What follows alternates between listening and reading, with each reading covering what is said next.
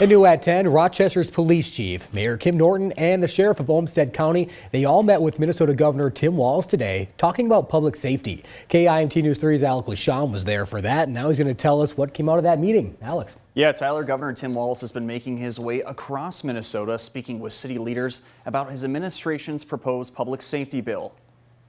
Governor Tim Walz made a stop in Rochester on his way to Teope on Thursday for a public safety roundtable. Walz was joined by Public Safety Commissioner John Harrington, Rochester Police Department's Chief Jim Franklin, Mayor Kim Norton, and others.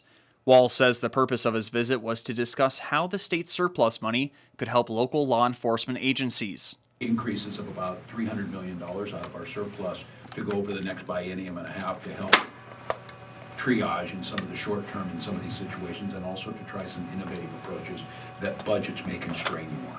Walz asked city and county leaders what the biggest issues are in law enforcement right now. Franklin touched on the recent spike in crime as well as support services for officers dealing with PTSD.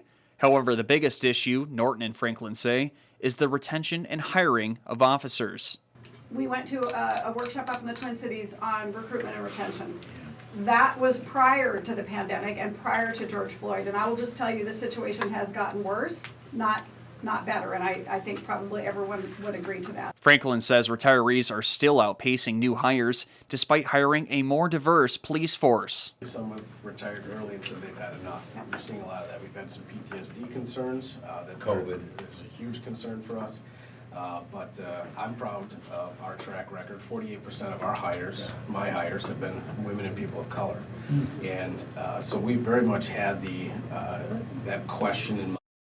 Right, that was then. This is now. It's like we just need bodies in the door. An issue Franklin says needs a new solution. Gone are the days where we sit back and just say the candidates and recruits are going to come to us. No, we've got to go on offense. We got to go after them. We got to go after them younger, and really incentivize them to enter into law enforcement. Walz says he hopes the state's approach to public safety funding builds upon successes made by RPD, such as its partnership with the Community Engagement Response Team. That's why I think this approach to it, of funding it locally, great fungibility, we have to keep track of our money, make sure there's not fraud, waste, and abuse, but the usage of it is there. So I think telling that story, seeing the successes we get, your data shows it, your numbers show it that it's working, and then I think trying to adapt that.